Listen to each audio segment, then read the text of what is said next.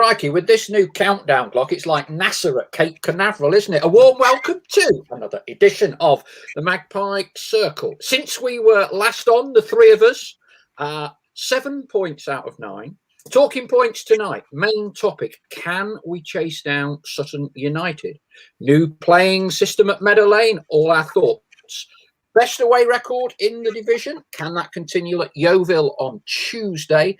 Lewis Knight latest and all the team news from Leigh Curtis from today's press conference. A revealing interview with Reeves talking about how lay off social media guys, I think is the gist. And secrets of a PR man from inside Meadow Lane with Dane Vincent, it says in my warm-up notes here. 9 managers, 5 years, hails from the riverbank, not with mould, but with Martin Allen. And we'll make sure we get those in this week because we didn't have time the other week. And not directly related to Notts County, pressing the managerial button too soon. Richie Wellens, 4 months, Salford, and football people are always telling chairman that they're very trigger happy. I wonder what Gary Neville's got to say for himself after that news this afternoon. Anyway, let's discuss all those and more in the next hour. Warm welcome, guys. I'm clearly feeling very follically challenged, as always. I'm not quite sure who wins the Battle of the Hair. It's a ruddy close run thing, isn't it? Crikey. You've got an Alice band, haven't you, Leigh? Have you not put it on? I have actually put it on, yeah, and I'm just looking at myself here and it looks ridiculous. So I don't know how long it's going to last. It might have to come off midway through the show, to be fair. It's the first time I've ever worn it in public. So, you know. It's keeping the hair out of my eyes. Longer, pal. Longer and longer.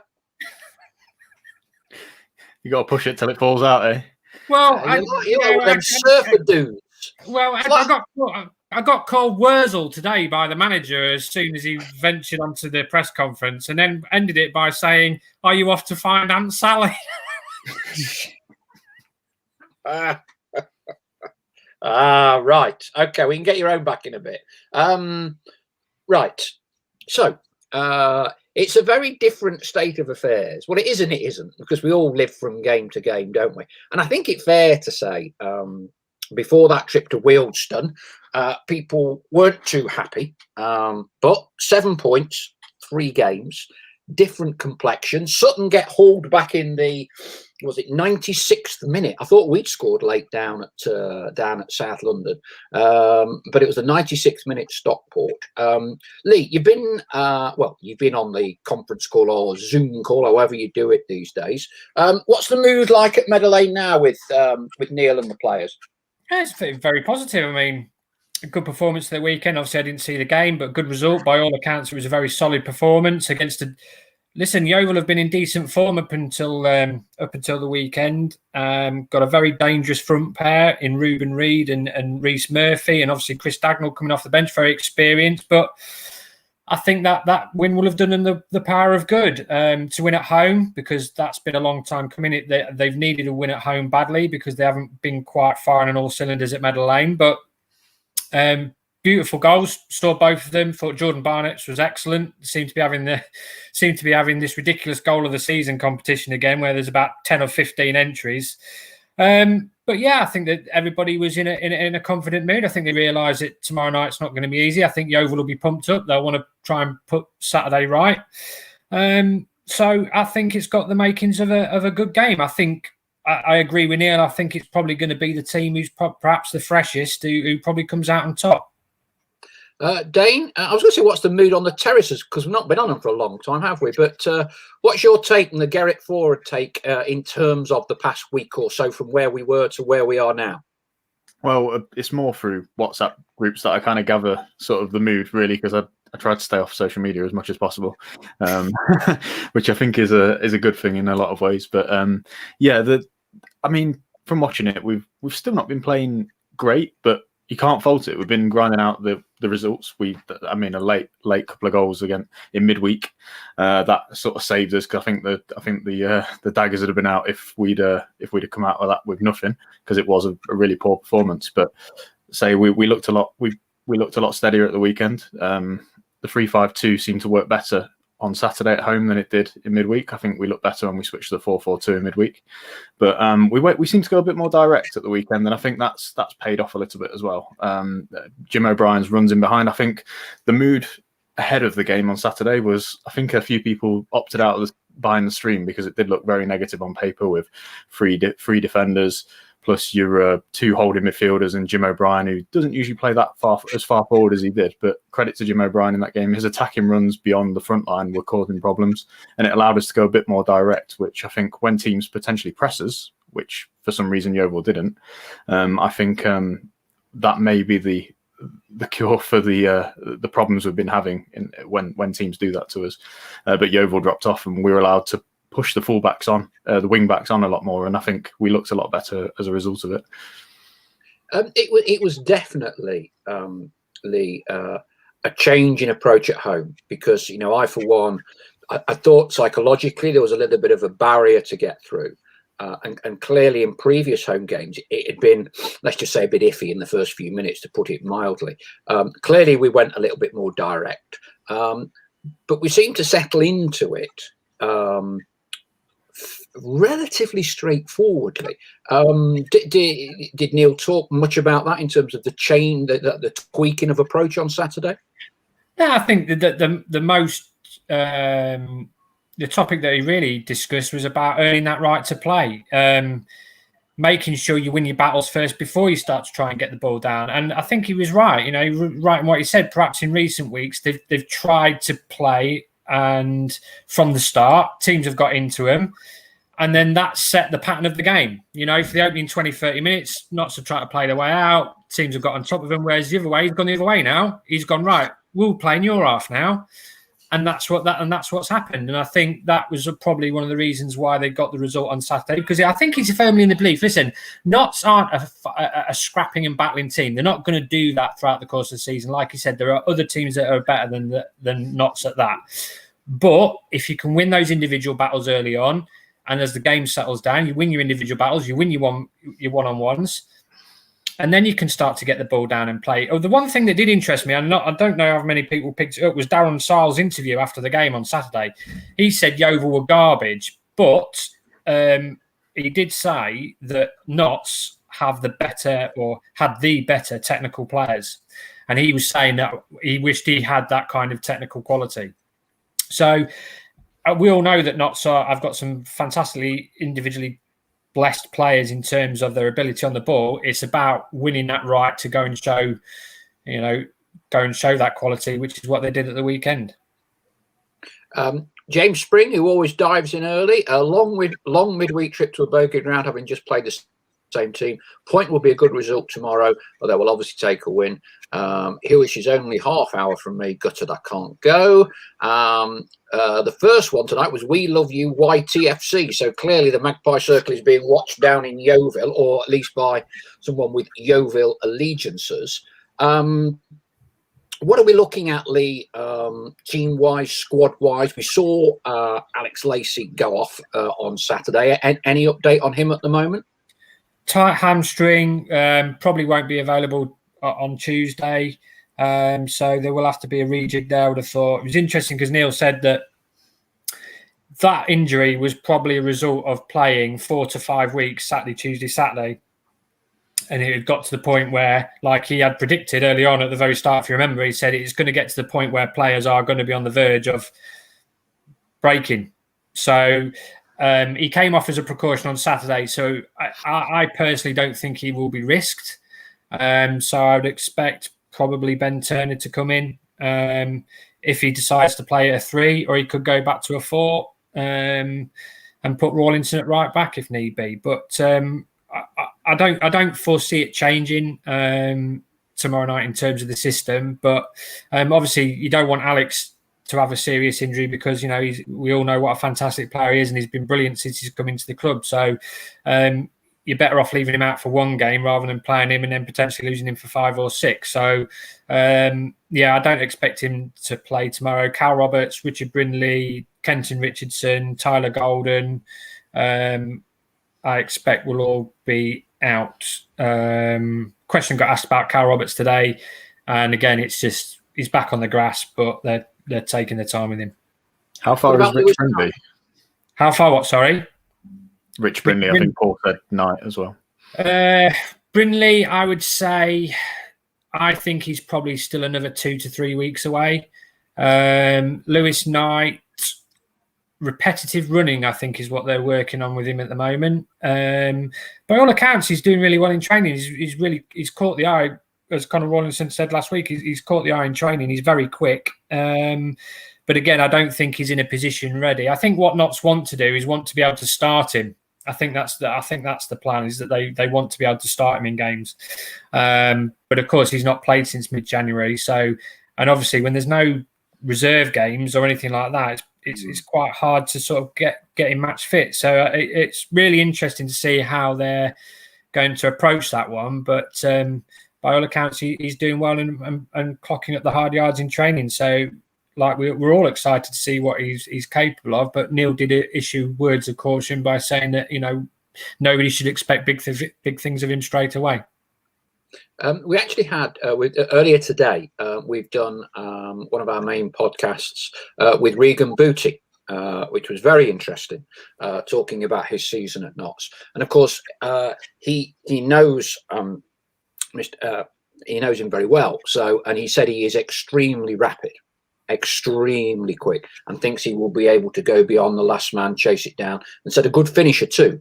And clearly, we do not want to be, putting too much pressure on him too soon. But Regan's view was he could be a considerable asset for the club.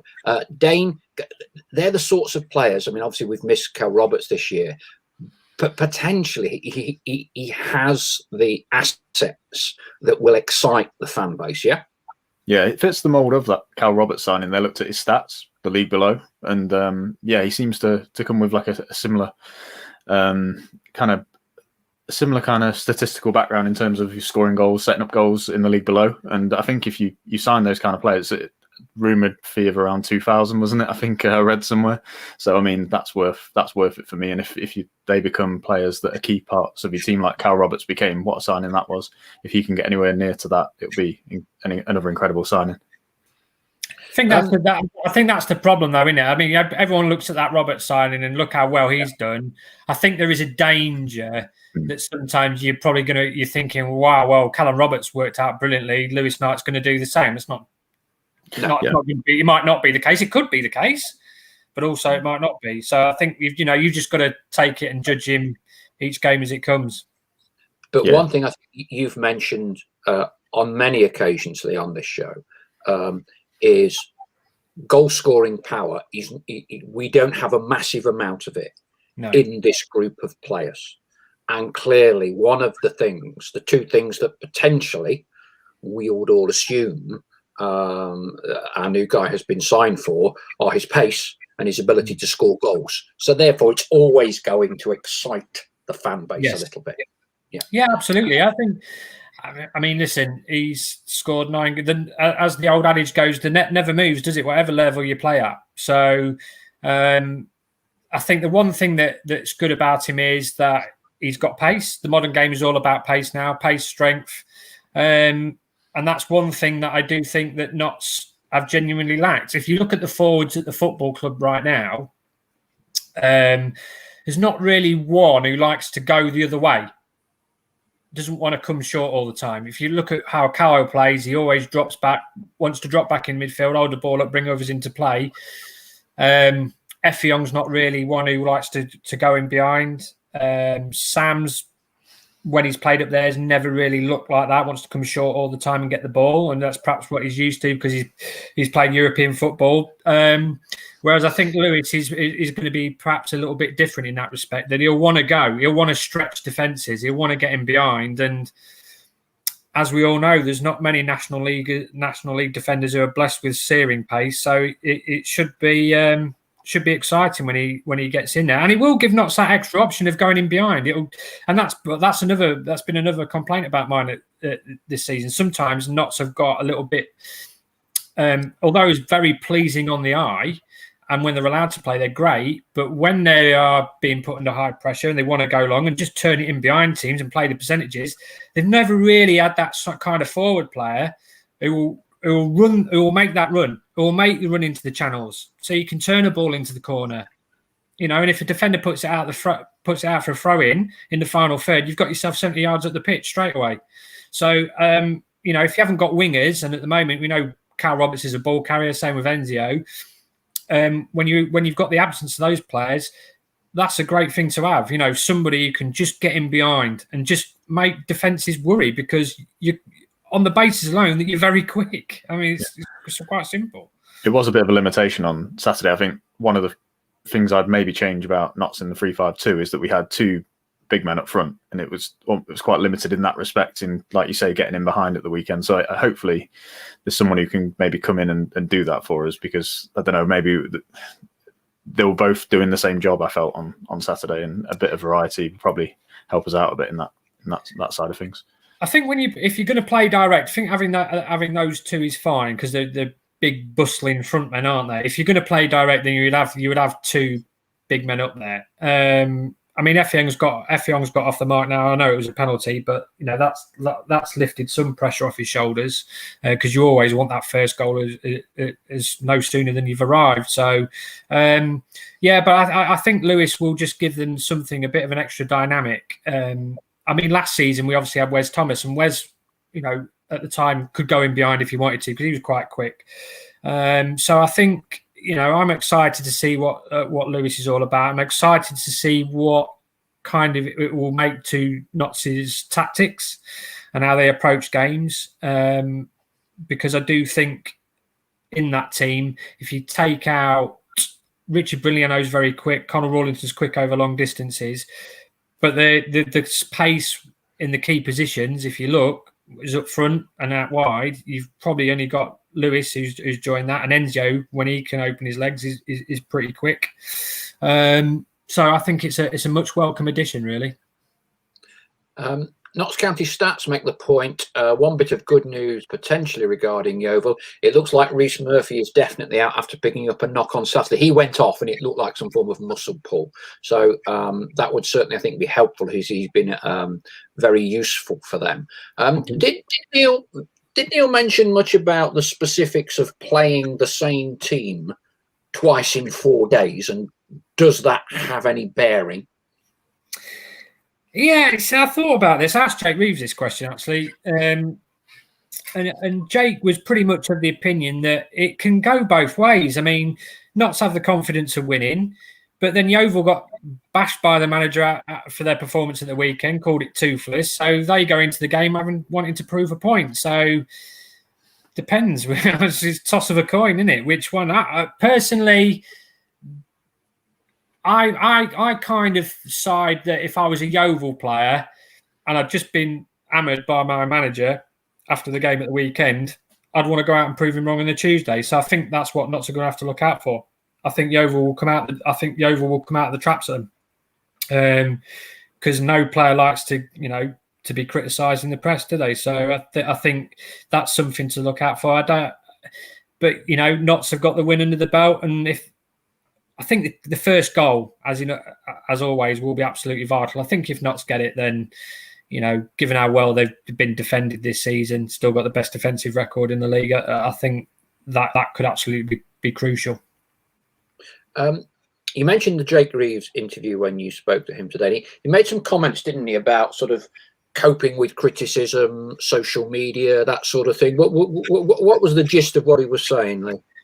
Well, he was just saying, look, none of us were surprised, because it's football. We've all been in the game long enough. So I don't think what people were saying really has come as a big shock to the dressing room, because that's what football is now, isn't it? I mean, if you look on social media, and as you rightly pointed out, you're the best team one week, the worst the next. And that just doesn't apply to Notts, does it? No. I mean, you go on to any football club after they've been beaten, and you get pictures of the club's corner flag, and it's like, when's the statement? And that's what it's changed the dynamics of supporting a football club. I think social media, I don't really enjoy it, and to be honest, I think what it has done in this football Twitter environment is it actually dilutes a lot of good debate. You get so much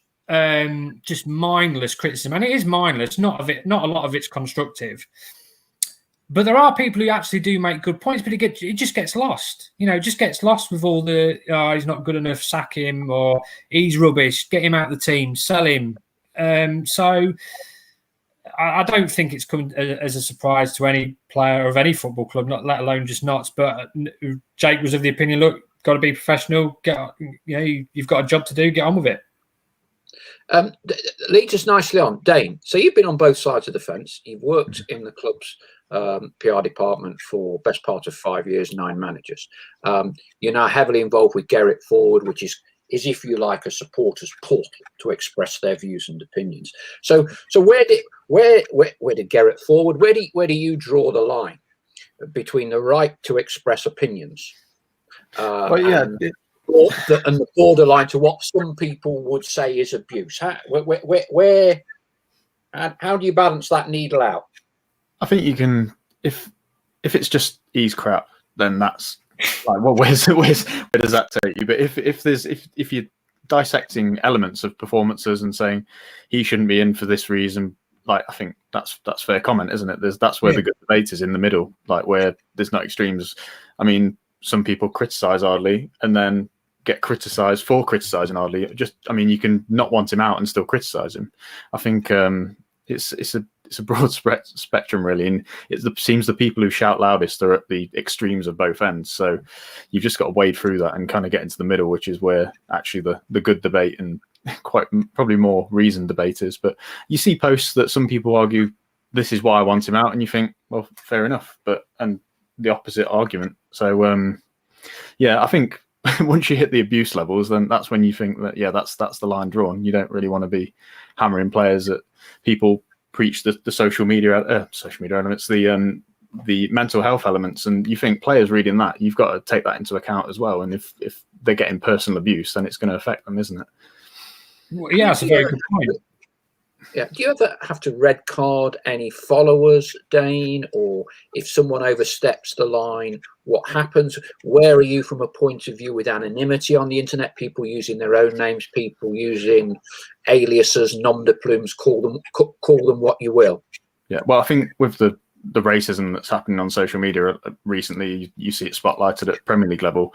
In those circumstances, personally, I think that social media should have a form of identification linked to it. So you should have to process some personal information, whether it be a passport photo, a form of identification. I think you'd see the abuse levels drop significantly because people can't hide behind those terms. In terms of banning people, Twitter, it's not really, you can block people, but I take it back to, I used to run Notts County Mad back in the day.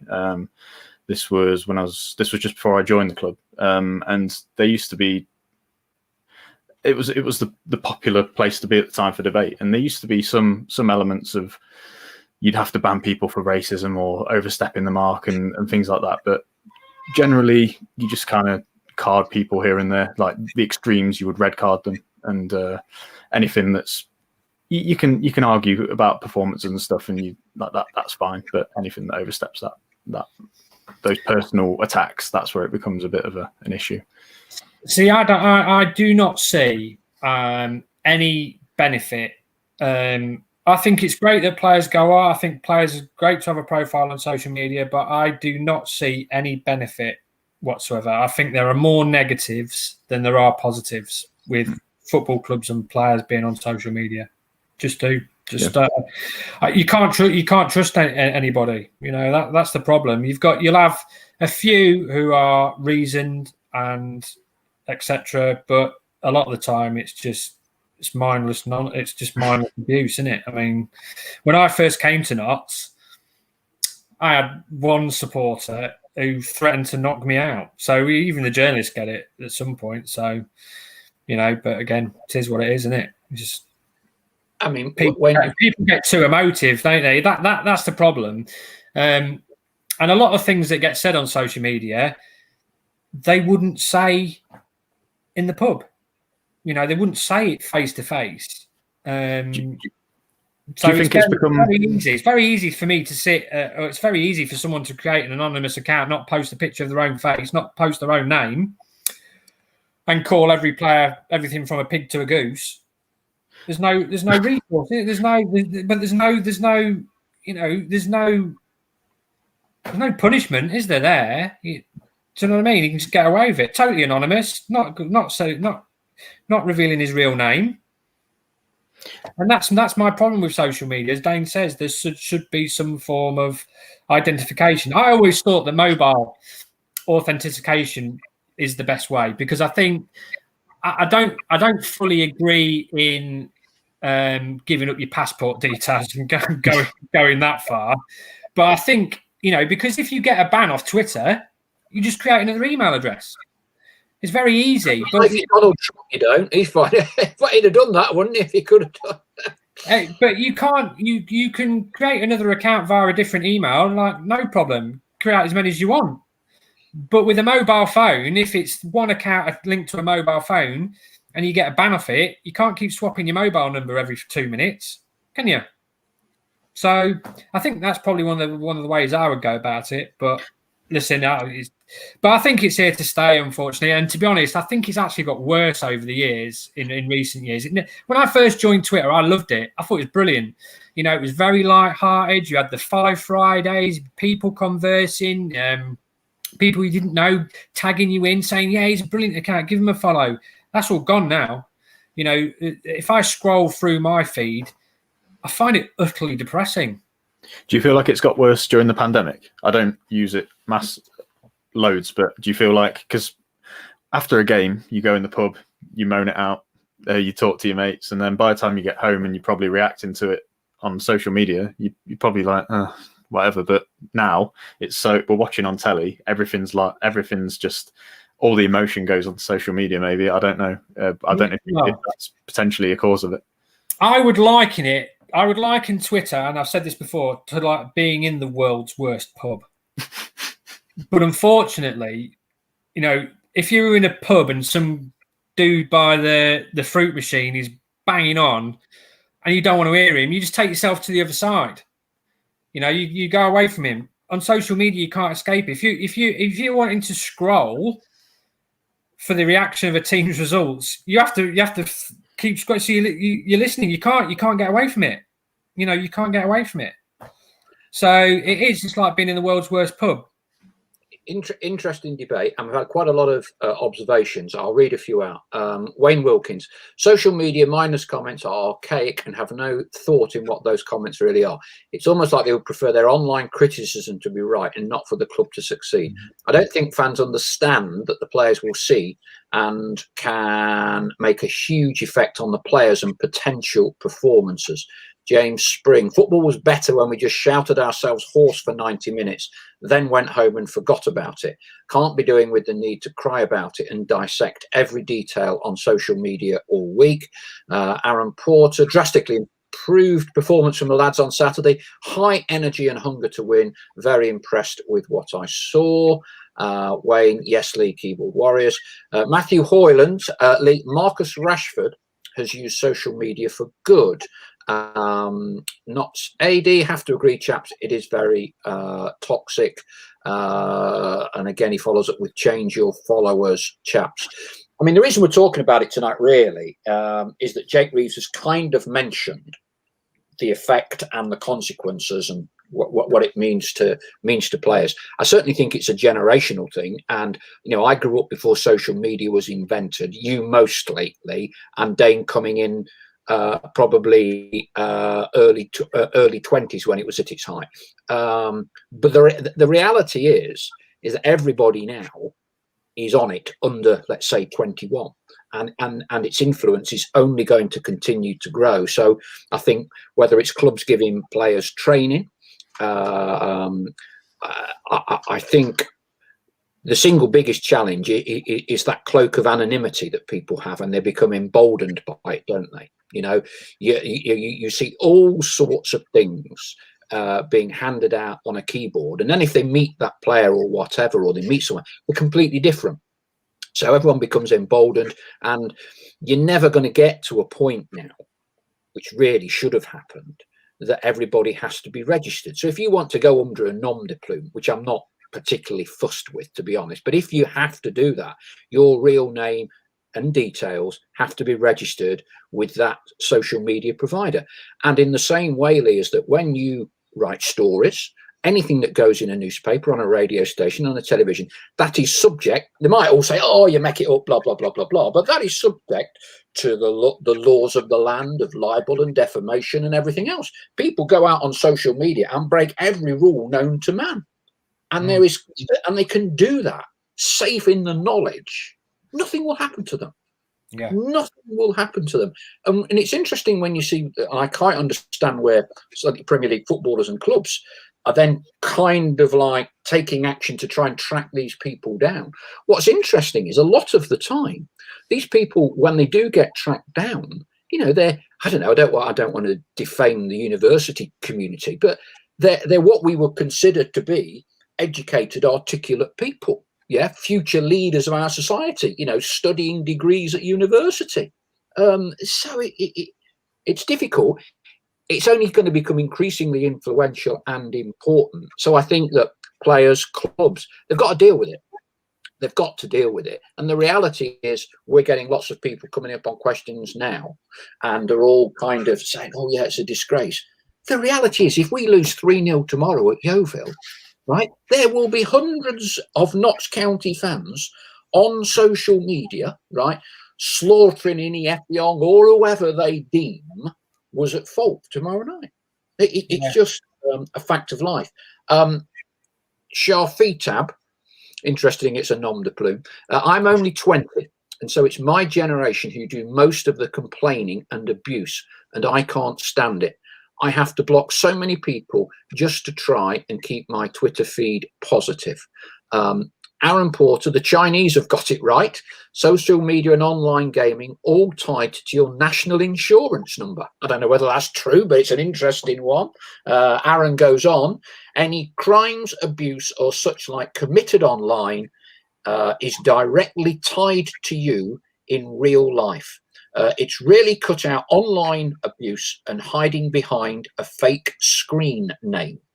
Wayne Wilkins, the point you make about the educated people and what they do on social media misbehaving, it was the same for hooliganism also. Are we going to follow the Chinese model, Dane? I'm all for it. I'm all for that. Link it. If people won't throw out the abuse, if they know that they can be tracked to that, if they're throwing out racism or anything like that, and they can be tracked immediately, they're going to lose their jobs. They're not going to do it. It doesn't change that they're horrible people for having those thoughts in the first place, but they won't be putting them on social media and impacting other people's lives. And if they do, they'll suffer the consequences. Yeah, I think the thing that does get to me a bit, and people, it's almost like footballers are robots. It's like you can say whatever you want to them, and it just bounces off them, and they should be able to take it because they're getting paid to do a game that everybody loves. They're doing it. We'd kill to be in their position, but at the end of the day, they're human like the rest of us. People criticise journalists. You wouldn't, if you was a plumber and you had some bloke over your shoulder saying, "No, mate, you're a rubbish plumber," it gets you, wouldn't it? So, it's no different. Just because they're footballers doesn't make them any less human. They are human. They go through the same. They have the same emotions.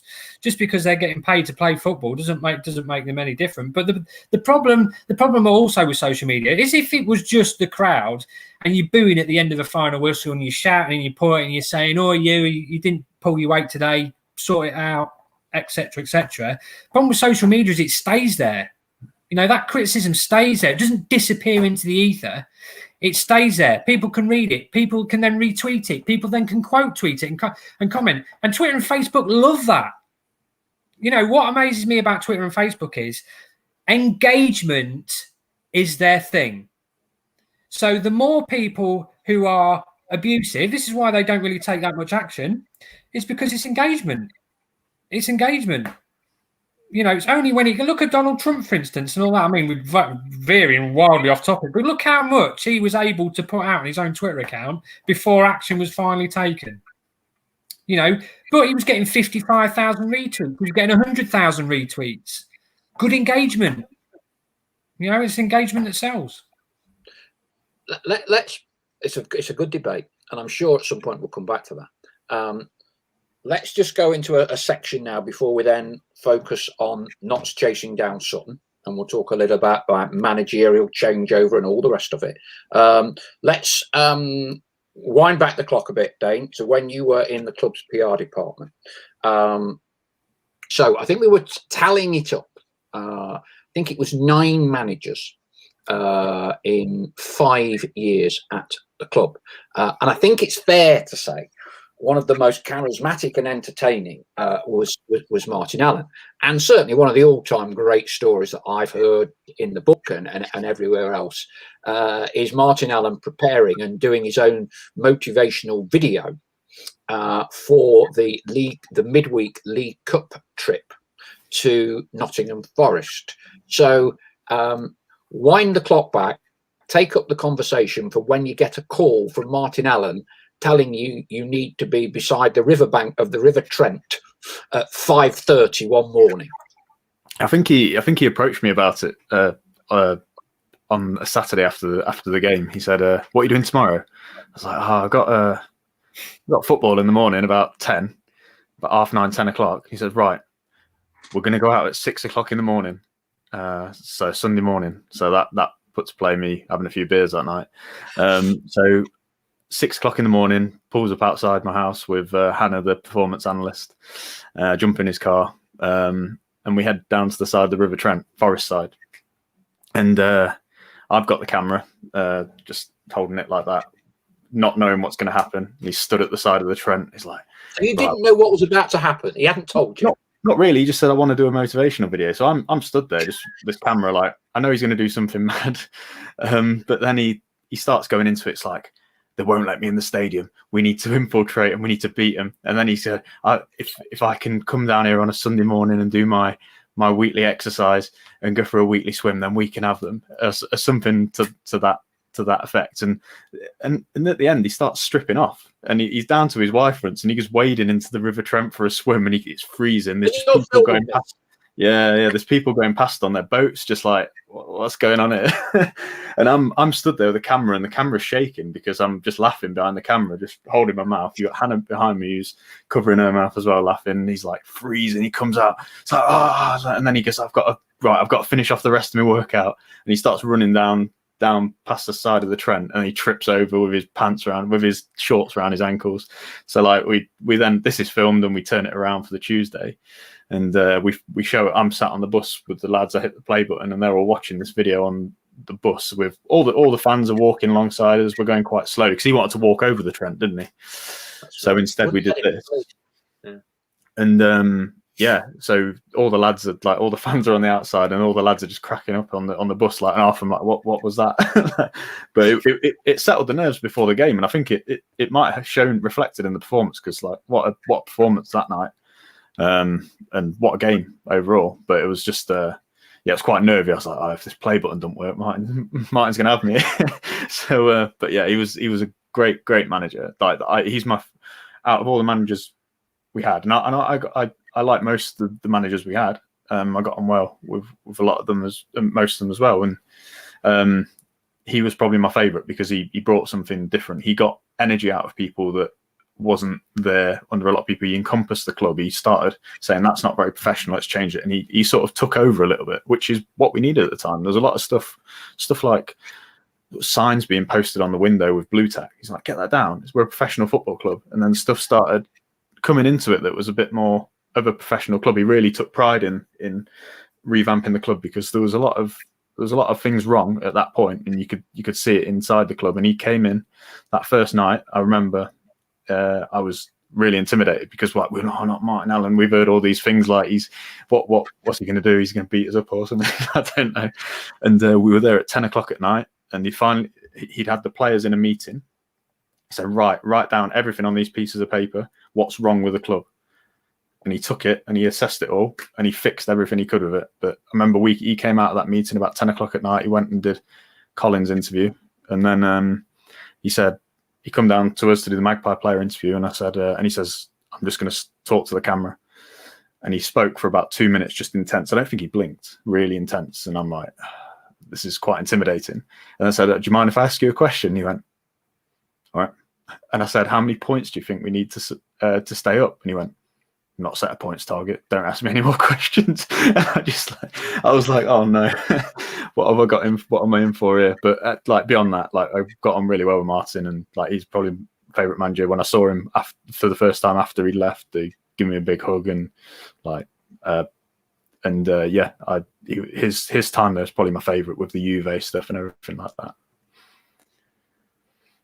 He's a very imposing figure, isn't he? And I think a lot of staff said he kept them on the metal, didn't he? But he was a manager in every sense of the word, not a coach.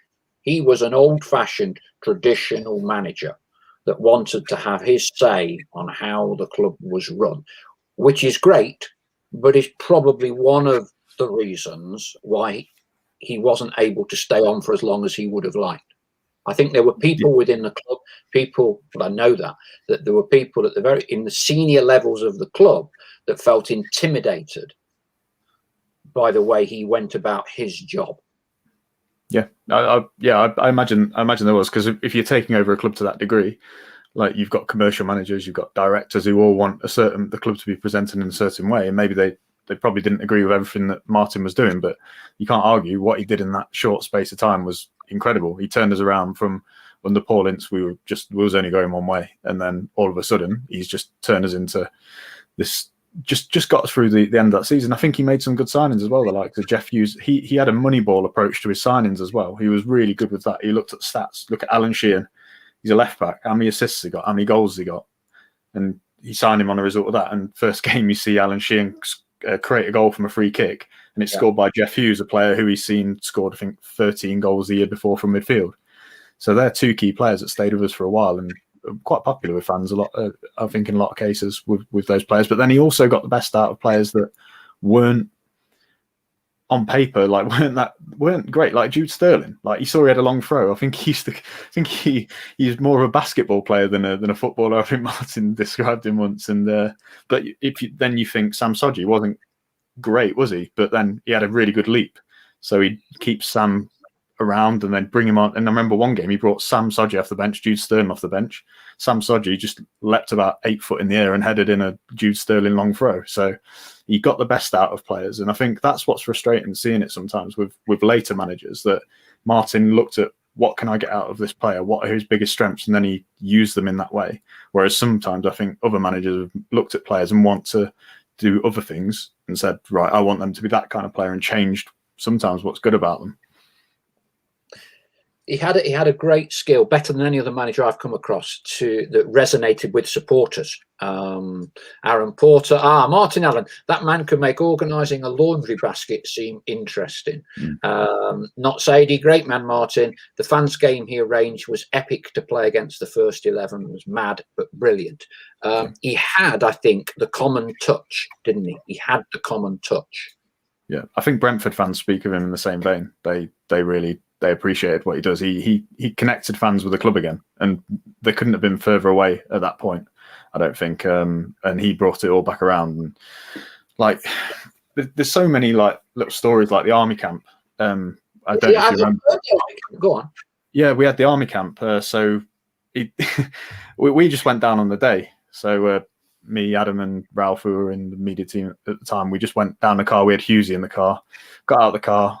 One of the army lads, Hughesy, like big West Brom fan, give Hughesy a hug.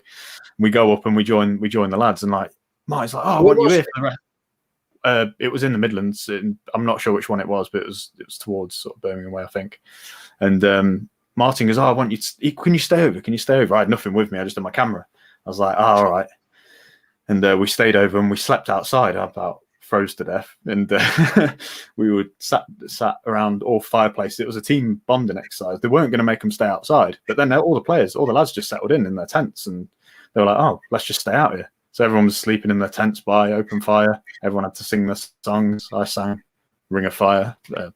But he said they made me sing a song. I'd already done that when we went to Austria with Craig Short. I'd sang in front of the lads then, but I had to do it again. So don't many players have to do that. But yeah, it was really good, and we did that. And the following day, we had a friendly against the Army Reserves, and he's like, "Have you got any boots with you?" Because he didn't want certain players playing. I could have made my Notts County debut, but I didn't have my boots with me, and I was like, "Oh man, yeah, I could have made my debut." So yeah, so I missed out and filmed it instead.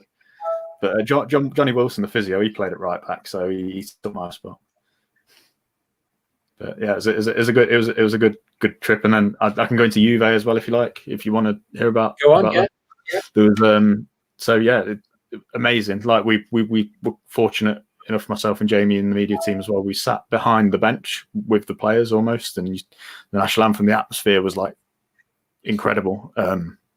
And the players like were well up for it. You've seen all these stars in the tunnel, and we're filming behind the scenes. You see a passionate halftime speech from Martin Allen. His shirt was hanging like open, and he was like just doing Martin Allen things. It was great, and obviously we got that late equaliser, and we're sat just behind Martin. And he's like, "It's always him, it's always Hughesy." He's like, he can do whatever he wants. He sacks it off in training or whatever, but he's always stood in the right place. It's always him. And yeah, when he popped that goal in, he just like got into this tirade about Hughesy, and like it was brilliant. Like stuff you can't really experience in any other way. Really, it was just incredible. It's like I'd never ever have a job like that again. But like after 5 years, it's kind of a bit intense when you switched on 7 days a week. And I think there comes a time when you think, you just have to step aside. I think otherwise you're either there forever or you probably. I think it could fracture a few households. I think if you end up staying in it for the long term. Well, it was certainly downhill after that one, there, because I poached you and you joined Maysport for a couple of years, following Scotland around Europe with Callan McGregor, didn't you? Yeah, it was interesting to see him and Matt Ritchie in the Scotland camp, and catch up with those guys. But yeah, I mean, after we left, and I think Jim Rodwell left shortly after as well, and I know Jim got a lot of flack, but I don't know if he was a good buffer between Rain Alien and the footballing side of things, because say what you want about Jim, like I know he rubs some people the wrong way, but he's an intelligent guy, and I think he speaks well with the footballing side of stuff. And I think I think Sean Derry would have lasted the season if Jim was there. And then personally, I think with how Sean had it set up, I think we'd have probably scraped staying up. I don't think we'd have gone down, but I think that chopping and changing, then you think back to that Gillingham game where Moniz just threw Mustafa Dunbar on at fullback when they've got some big players on, and we get undone by a long diagonal straight after. I don't think we'd have been in that situation under Sean. I think it'd have gone very close, but I think he had that mentality, a touch of the Martin Allen mentality, where he could galvanise a dressing room. And I think although the results weren't great, like you look at maybe his hands were tied maybe by the budget. We had Elliot Whitehouse on the right wing in certain games and things like that, and maybe you got to feel sorry for the tools he had at his disposal in terms of what he had. I think what he did the season before in keeping us up. Like I've got the Great Escape poster behind me. Like it was incredible. Like that's the thing that made me want to leave the club, really, because you sat there in the stands. It's not just a game of football for employees of the club. You're in League One, you go down to League Two, and I imagine it was the same for when the club dropped into the conference. You're thinking, if we go down a division, am I going to lose my job because there's not as much funding? So we're like sat in the stands, and you're thinking, if Alan Sheehan scored that penalty, and like you sat there, I couldn't even write the match report. I was just sat there with my head in my hands, just thinking that could have just saved our jobs, like for a lot of us. And I imagine when the club went down to the National League, I imagine some people thinking like that themselves. And one of the first things I was thinking as well was, I'm kind of glad I'm not in that situation where you feel like your job is hindered, like is reliant on footballing results. So it's quite a difficult situation to be in for the staff at the time. Everyone was pretty worried, I think, around that one. And I think that's why I like Sean so much as well, because he turned it around. He turned it around ridiculously, probably in a greater way than Martin did in that mini Great Escape we did then. Very good. Robert Holland, keep it coming, Dane. We all love to hear stories about Martin. Notts AD, fantastic media team. The comms were excellent. Stephen Ramage, I like this style of the show. First time I've joined and sat with a beer. Thanks, guys. Thank you, Stephen. Yeah, I mean, look, Dane, for what it's worth, I think you got out at exactly the right time. It's a topic and a subject for another show. I've mentioned it many times in the book. When you work for the club that you support and you are emotionally invested in, it's difficult. It's very, very difficult. And a lot of people go into Notts County as Notts County fans. They leave Notts County after employment at Meadow Lane, and they never want to set foot in the place again. Happens an awful lot of time. An awful lot of time. Fall out of love with the game. It took me a long time to get into it again. We'll do that another time, but it does. So you absolutely got out at the right time. At the right time. Right, Leigh, you've been very patient. Okay, I'm listening. Is the discussion point then? So, can we chase Sutton down? What do you reckon? Long pause. Bold and big question. Who knows what could happen? Who knows what could happen? I draw back to what Conor Rawlinson said last week. There were times on this show where we thought Torquay were going to run away with it, didn't we? Yeah. They get an injury. They've dropped like a stone. I think their form is really at a bit of a downturn. So they've surrendered top spots. Sutton are there at the moment. Drew at the weekend. They're under pressure to keep that run going. It's a different type of pressure for them. Rob Milson would have been there and been at the top of a table before, so he'll know what it's all about. But I presume for many it will be an experience they're not used to, and with that brings a different kind of pressure. Listen, everything's in Notts' hands, isn't it? Effectively, as I said the other week, when Portsmouth came to Meadow Lane and won the title that year, they were miles off it. And then they went on this ridiculous run and won about 12 games solid, and then ended up winning the title at Notts. And Michael Doyle was obviously in that Portsmouth team. So anything is achievable, but you've got to get the results on the pitch. I think it would massively help if you just get Callum Robert. I know I say this all the time, but it would massively help if they could just get the best player in the squad on the pitch. It really would.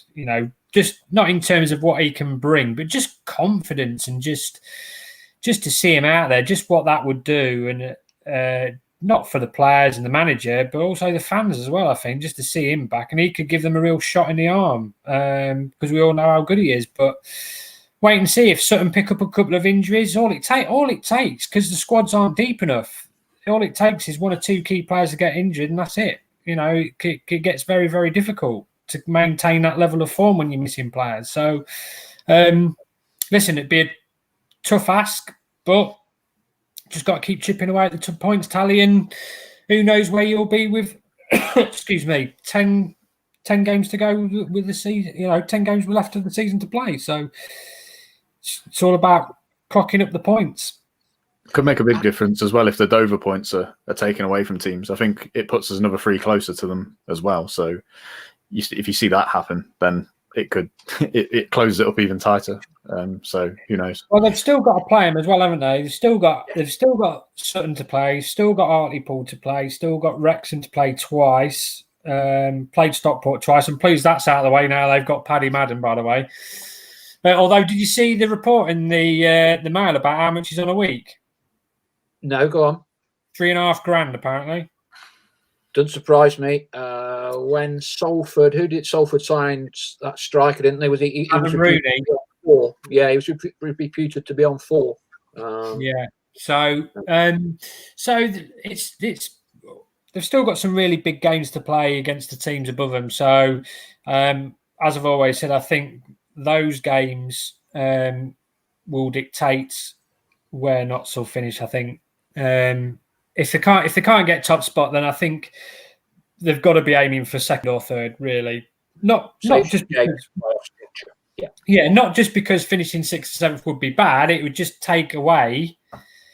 You get that playoff game at home, don't you? And that's it. That's your one game. Otherwise, you finish 6th or 7th, and you have to play away from home. Then you have to go away to whoever's in second or third. So. Ideally, you want second or third, so you've got that luxury of having that home game. And as we all saw against Barnet last year, it makes such a huge difference, particularly if the fans are allowed back in. So there you go. Because they'll be allowed in from the 17th. The fans will be allowed in from the 17th. So if Notts make the playoffs and they get that home game and they finish second or third, if you can 4,000, whatever, it will make such a big difference. Agreed. Malcolm Shearston, when are the Dover points being removed? I mean, we kind of have this debate every ruddy week, and none of us seem to be that much further forward on the process. Dover have been charged. The National League have set up an independent panel to judge the charge. I was reading over the weekend that Dover are now taking legal advice. I'm sure they would be.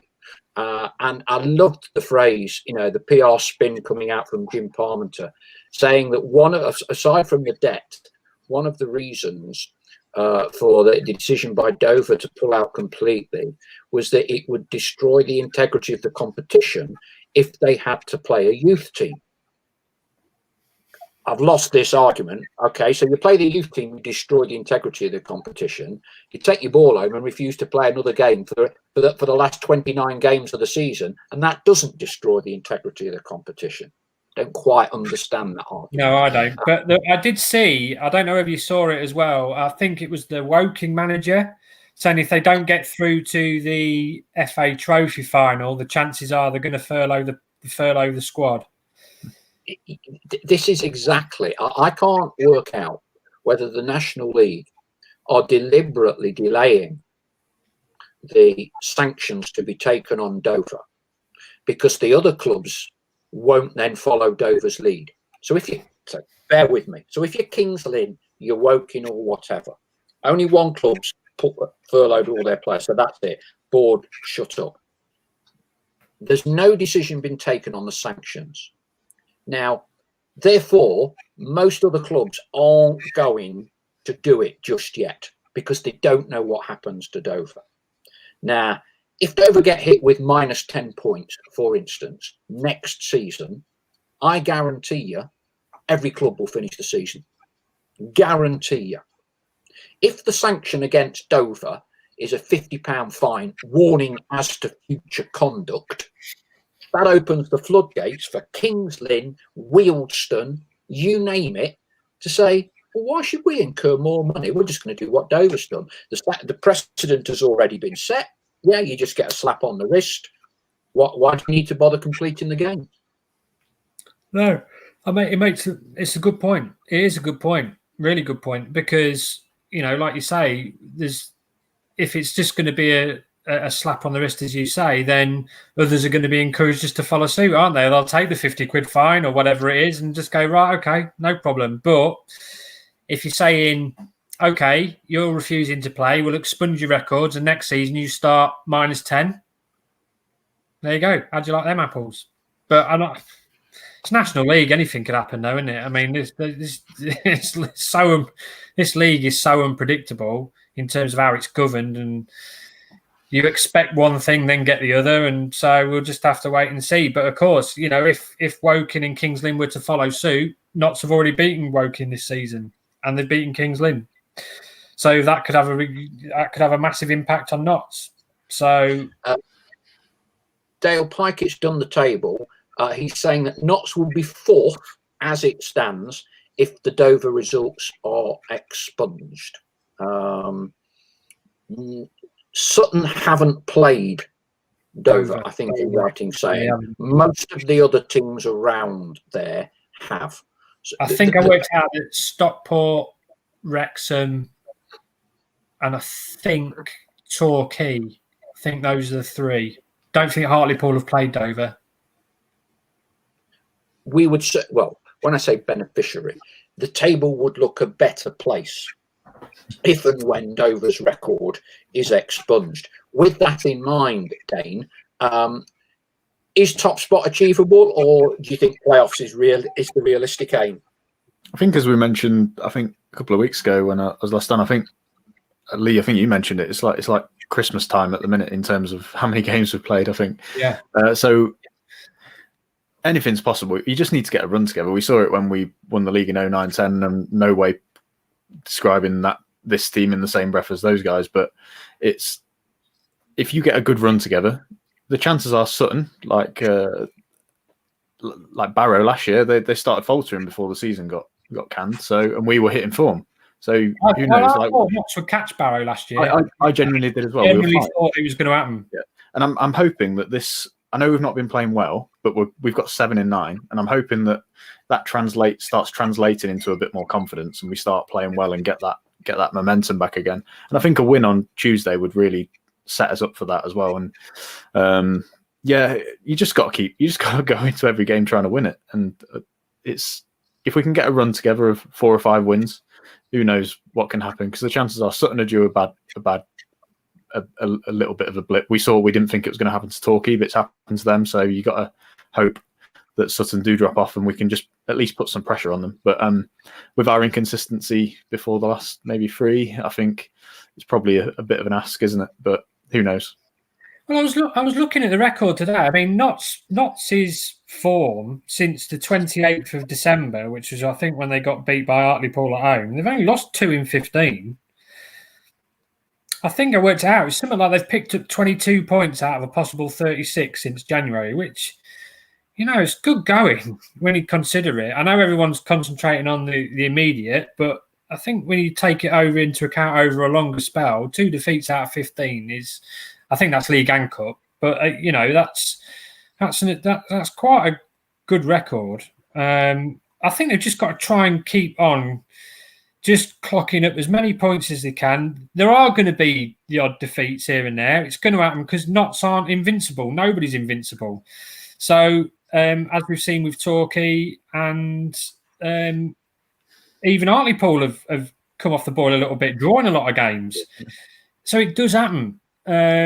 So again, it's all about being in that position to capitalise. But I don't think Notts are going to go and win the last 20 games. That's just not going to happen. As much as I'd love it to, and so that's not going to take place. But you've just got to try and put. I think a lot of managers do is they put games into blocks. So you'll get the March block, which we've had. There would have been a points tally, I suspect, how many points they would have needed from March, and it will be the same with April, and it will be the same with May.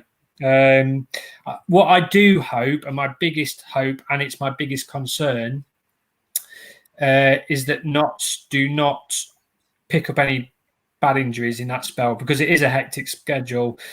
Players are being, and you just don't want Carl Wootton. That is if I had my one biggest fear. It's if Carl Wootton gets an injury, because that would be absolutely disastrous. The one thing I agree with the Carl Wootton. I think he's so pivotal to what we are. In the same way that Jimmy Spencer was a few years back, and when he got that injury, you saw what a detriment that had onto the season that followed. Oh yeah, yeah. When his knee, wasn't it? It was his knee, wasn't it? I think. Yeah, I think he did his ACL. Yeah, and he was brilliant the year before, and then it totally ruined our style and everything was out the window. And I think there'd be maybe not to the same extent, but I think there would be a big knock on with Notts. But the one thing that does encourage me, and like we say, give the manager a chance to turn things around, is tried a new system. But one of the things that's become apparent in the last couple of games for me is that we actually look a threat from set pieces all of a sudden. I don't know if it's Mark Ellis's arrival, but his long throws are causing problems. A couple of goals from set corners in midweek. Well, one that caused the penalty. And then we score a free kick, and so that's like 3 out of the 4 are kind of as a result of set plays. So that was a thing that was missing from our game. And I think if hopefully we can keep implementing that and improving and scoring a few more goals and taking that weight off Carl Wootton's shoulders, I think you might see the form turn around a bit more. I absolutely say that. We say 7 out of 9, but we might see a few more goals coming from our side. I love a long throw, though, by the way. Absolutely love a long throw. A vastly underused weapon in football. Like Rory Delap. You remember Rory Delap and his long throws? Kept him in the Premier League pretty much. Dave Challoner, in fact, was another one, wasn't he, as well? Dave Challoner, Hartlepool at Tranmere, he had an absolute beast of a throw. Yeah. I'd like to see it happen. If you can cob it in from down the two, I'd like to see it come a bit further out, so you're absolutely lobbing it from almost near the midway between the box and the halfway line. Cob it in from there. Get it in at all angles. Get it in the mixer. Yeah, the old Andy Legg style. What about the contribution of Mark Ellis? I think we spoke before. Not just as a Magpie Circle sponsored player. Are you again? Yeah, this is going to become a regular theme now, isn't it? It's going to be. threw his night in. Finally, Mark Ellis, the Magpie Circle sponsors, by the way. Absolutely. Yeah, never miss up. I'm in PR. That's what I do. 3 promotions and only Twitter bio. We said we like head it, kick it. I mean, it's the scruffy stuff, isn't it? And like you volunteered it, not me. It don't matter how you're playing. If you've got a long throw, final third of the pitch, and you've got half the piece, that's the name of the game, isn't it? It's the name of the game. Yeah, well, I mean, I remember Lincoln under John Beck, and Notts fans will remember because that was the season that Notts won the title and Lincoln finished third. And Lincoln had a player called Terry Fleming, and he used to absolutely bomb it into the area. And there was a player called Colin Outside. You remember him? Big giant centre forward.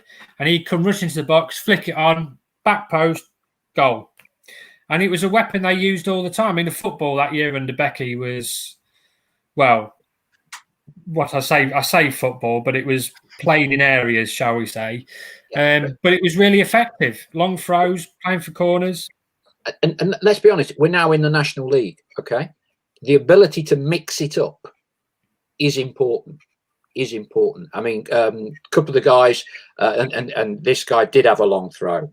Chris Ramsden says, Andy Legg, great throw. Andy Mack, bring back Andy Legg. Now, he could reach the other post, the far post with his throw-ins. Unbelievable athleticism.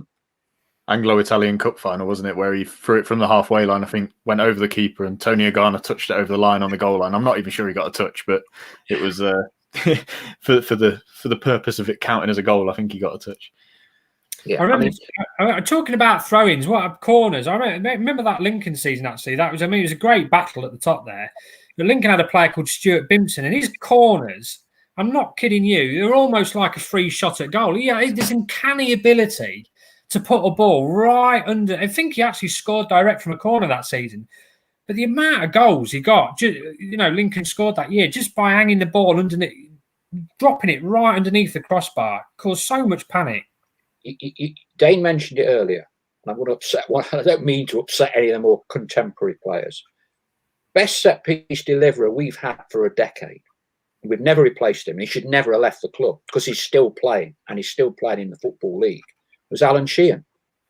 Alan could deliver the perfect left football onto that 6 months, if in between the penalty spot, does the keeper come out for it, attackers rush on from the other side, bend it, does it need a flick and it goes in the far post? Beautiful set piece delivery, beautiful, and there's an art in that. And when you're really old like me, the last left-footed player that could put a ball in like that was Ray O'Brien. And Ray O'Brien from left back was the top scorer for Notts County one season. Incredible. So good set pieces. So that's an massively important part of it. But anyway, we've already gone on longer than an hour. I just want to wrap up with managers, owners of football clubs pressing the panic button, and professional footballers. Will always say owners don't know what they're doing. You must always give your manager time. Yeah, let him turn it around. Unless they've got two years at the helm, it's ridiculous. Salford, this afternoon, Gary Neville and his class of 92, Richie Wellens, 4 months, won a final at Wembley the other week, sacked. Well, I don't agree with it. As I've said on this show numerous times, I don't believe in hiring and firing managers left, right, and centre. I think it doesn't show any structure, strategy. It's literally just having a gamble each time, every time. There's no. I mean, I looked at Richie Wellens' record before, and I think he'd won 12 out of 30. Not close to winning 1 out of every 2 games. So I just don't get it. I just don't get it unless they've got somebody lined up ready to come in. I don't understand. I don't understand it. He's just won a final at Wembley. The guy who lost it got the sack and all, didn't he? Kenny Jackett got the boot the day after. Yeah, I mean, it's just, and then they got rid of Graham Alexander when they were in the playoffs, weren't they? They were in the playoffs positions when they got rid of him, weren't they? Didn't they? So, I don't really understand what football clubs do half the time. A lot of them make baffling decisions, but it's that thing of chasing the building, and a lot of clubs just continue to chase rather than build. If you look at what, if you go further up the ladder, and you look at Liverpool, for example, when Jurgen Klopp came in, they were like 6th, 7th. Next season, 4th, 5th, 4th, or whatever it was. Then it was 2nd. Then they eventually got to 1st. Took 4 years, whatever it was, but eventually they got there. So it's all about having plans and building and making sure that you get your recruitment right. I think that's the biggest thing for any football club, and that will always dictate success. Not the manager. The manager's there to manage. You can put the tactics in. It's whether he's got the right players in and whether he's got the right quality. And, that players win games, not systems, not formations. It's players that win games. And that's why your recruitment's got to be spot on. And I think any manager will tell you it's 9/10 of the law. Got to get your recruitment spot on. And if you get that spot on, you've got a very, very good chance. I just think it's a lack of patience, personally. Yeah, well, that's another thing that's out of short supply. You see it at Forest. They're just so desperate to try and make that jump to the Premier League. They've got no patience for the managers, and as a result, they either stagnate or keep dipping backwards. And I just think that's probably what Salford are doing. They're trying to fast track themselves into League One, and they're hoping that a new manager bounce towards the end of the season is going to get them there via looking at it. It's probably playoffs, really. And there's no guarantees of it. It could backfire entirely. But I mean, if there's unrest in the dressing room with the manager, then you can say fair enough. But if there's not, it's just seems mental. But if you're a player in the dressing room and you're thinking, right, we've just on the back of a win at Wembley, confidence is flying high. We've got the rest of the season to finish, and then they go and sack the manager. As a player, I must be thinking, what are they doing? Like, why? What are they doing? So I don't know, and I don't think the reason's been explained as to why he's gone, but. But as a player in the dressing room, when you're seeing them, and again, that immediately sparks concern, because as a player, you're thinking, well, is the new manager going to take to me? Where do I stand? So the next thing you know, you've got this culture of unrest in the dressing room because there's changes happening above you. And of course, as players rightly do, they focus on themselves. They're like, well, where does that leave me? Those players who've been left out of the team might come back in. Players who've been in the team might come out. It just seems a bit needless, to be honest. I only think really you've got to give a manager time to get everything in order. It's not like the transfers. You can make transfers all the way through the season, could they? Salford either. So, but they've spent a lot of money. I can probably guarantee they'd probably do it because they can afford to do it as well. They can afford to get rid of managers, can't they? They're a very wealthy football club, so money's not really an issue for them. Yeah, but the really interesting point, as far as I'm concerned, is that Gary Neville is a very experienced, a very successful professional footballer. All of that class of '92 quite clearly are. And one of the criticisms, and it can be argued very rightly, that is levelled at many chairmen and owners of football clubs. They've never played professional football. They don't understand the game properly. They don't understand how football works. They might be successful business people who've made lots of money, but they don't understand football. And Gary and other people will always preach, you just said, patience. Yet when the boot's on the other foot, because there are very, very, very few people who are former professional footballers who have gone on to own football clubs. Very few. The most successful would be Dave Whelan, whose career was ended as a player quite early on, and then he set up his own sports retail empire and was very, very successful as owner at Wigan.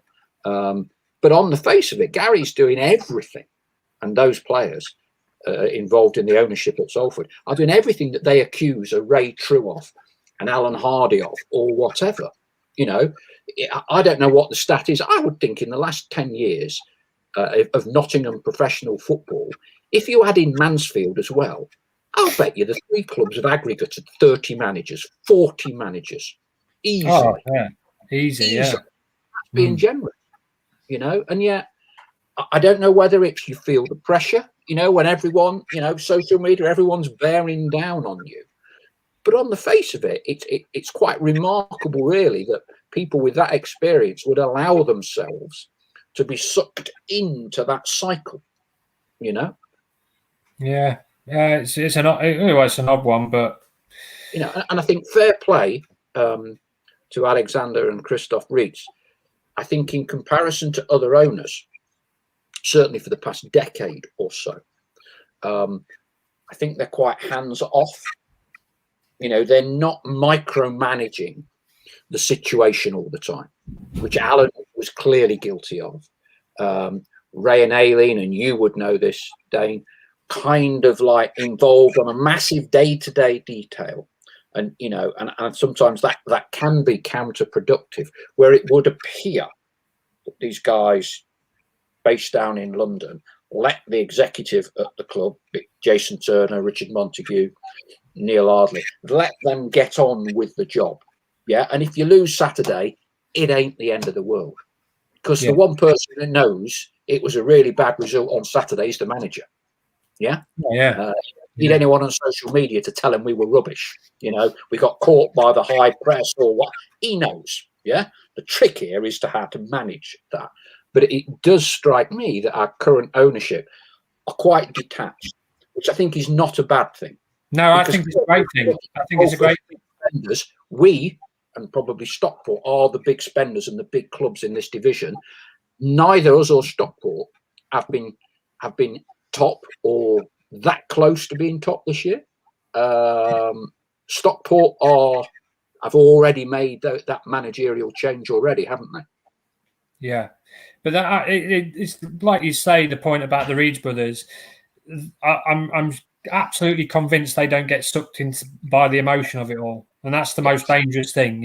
If you're allowing yourself to be influenced by what's being said on social media, you'd be making changes every 3 or 4 months, wouldn't you? When you go through a bad spell, that'd be it. But from what my dealings with them, and I've spoken to a few times since they've come in, they're very methodical, and I think they're fully behind the manager. They have good meetings about recruitment, and if I was a Notts fan, and obviously I've grown to love the club in the 7 years I've been covering, I'd be very excited. They've got their head switched on, and if they ever make a decision, there'll be a good reason for it.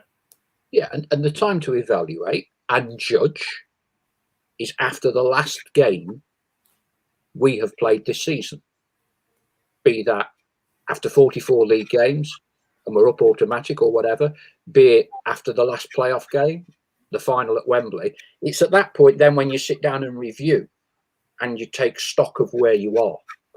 That to me is relative common sense. But of course, it's difficult when you're in the eye of a storm. Which I think most owners are. Most owners are in the eye of a storm all of the time. Yeah. Dane, any final thoughts? Yeah. I think as soon as things start getting thrown at the chairman, sack the manager, and they're starting to get with Alan Hardy. He was on Twitter. He was probably too accessible, and he was hearing all the messages. People were tagging him all the time. I think that's why he pulled the trigger with Kevin Nolan too early, because he started believing what some of the people on there were saying. We're just a long ball team. We were lucky last year, and you hear it so much, you probably started believing it. And there was more to just long ball with Kevin Nolan's team, and I think it was a really bad decision to let him go when we did. It was a case of a lot of people were shouting to get rid of him, but when we did, I think a lot of people were quite upset that he was gone. But the fact that they're so detached, they're not, as far as I'm aware, they're not on social media or anything like that. It's just refreshing because the club now communicates through the proper channels. They do the updates from the chief executive on there. They do the interviews. The media output's been brilliant this the last couple of seasons since the new owners come in, especially where everything's just done so professionally. You look at the National League and it feels like it's run out of someone's shed at the bottom of their garden. Whereas we feel like a really good established football league club. It feels like we're being run more professionally than we have in a very long time. I can't remember who said it recently, but someone said it's run like a League One Championship club. Can't remember who I interviewed recently, and that's what they said. Yeah, behind the scenes, it's run like a League One lower end Championship club. Yeah. And we do say, like, there's a lot of negative talk about Alan Hardy, but you look at the changing rooms he put in, that the 3G indoor pitch that's there. I mean, if you're a player and you come to a club at National League, you don't see that in Leagues 1 and 2.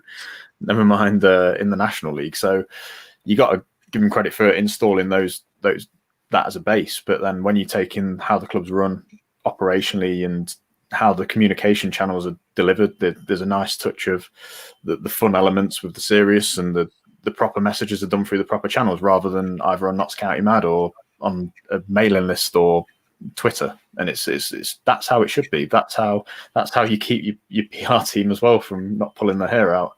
Obviously mine grew back, but it's just frustrating. It's just frustrating, like, because you think we could be getting eyes on this content, and then someone's like messaging it on Notts County Mad. The first rule of the Football League handbook, I think, was to your chairman, don't post on message boards or social media. But obviously in recent years, that's been one of the cases. But yeah, the fact they're putting it all through proper channels now, it creates such a good image of the club and how well it's being run. Guys, great debate as always. For those of you still listening and watching us, if you haven't already subscribed to our YouTube channel, click the little red button in one of the bottom corners. It's all totally free. We will have another show on Wednesday evening, post Yeovil, looking ahead to the FA Trophy. Thursday, we will be sitting down with Regan Booty, and he'll be telling us all about the Magpie Circle sponsored Lewis Night. Got to get that one in for you, Leigh. Gentlemen, thank you very much indeed. Hopefully we'll all be buying the stream tomorrow night for Yeovil. And let's hope we can continue that recent good form. And we look forward to getting you both on in the very near future. Gentlemen, thank you very much indeed for your time this evening. No problem.